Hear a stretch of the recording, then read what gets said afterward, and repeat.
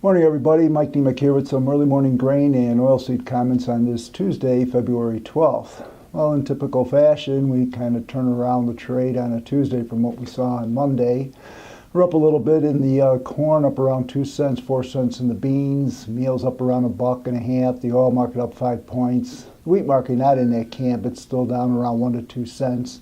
But once again, we're trying to rebound from the defensive prices that we saw to start off the week yesterday. And also on the heels of the USDA report that we saw on Friday. As we've been mentioning, we've been trying to have some optimism to start out this calendar year, be it in vein of the USDA report, the talks with the Chinese as far as trade goes, maybe a little bit of weather premium for the South American crops, but it really hasn't brought much fruition. And we had the USDA report on Friday, and once again, not optimism, but more or less pessimism as far as price direction goes. Well, we're giving it another round. The news is still the same in general. It's still being the heels of the USDA report, the trade talks with the Chinese, and what's going on with the South American crop, because we're still somewhat in the finishing stages for Brazil and in the middle stages of Argentina. But I guess it all depends if you're on a rally or at the top end of a trading range or at the bottom end or on a break in the market to go and say those topics are either supportive and or price retardant.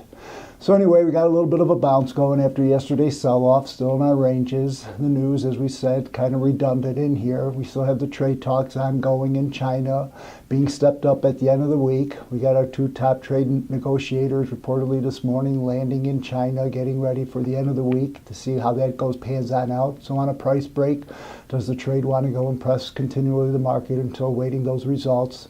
We also had the Brazilian government come out this morning and talk about their crop anticipation. They lowered their bean crop all the way down to 115 million tons. They were at 118 for the beans. The USDA latest now is 117, so they're kind of downsizing it. That giving the market a little bit of support.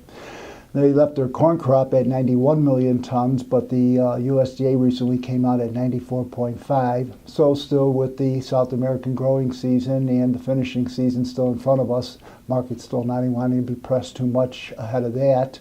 And then also seems like maybe there's some rhetoric going around that maybe the U.S. government won't shut down at the end of the week, and maybe that's giving a little bit of support to the market as well. But as I said, as you can see, it's still the same old story, still the range bound. But overall, still thought that the USDA report was a non-bullish price environment. And if we continue to find out that we're not doing better business than we currently are at, taking our carryouts down and or South America has a good crop, the supply over the market should still keep us intact. Having said all that, we'll get another updated commitment of Treasury report out after the close. But as of yesterday's close, we still have a modest net longs in corn and modest net shorts in the soybean oil, small net shorts in the soft-red winter wheat, but a little bit of a flip to the positive side, small net longs in the beans and meal. Trading ranges in non-bullish environment. Once again, these are my opinions, not that of ADM or ADMIS. I thank you.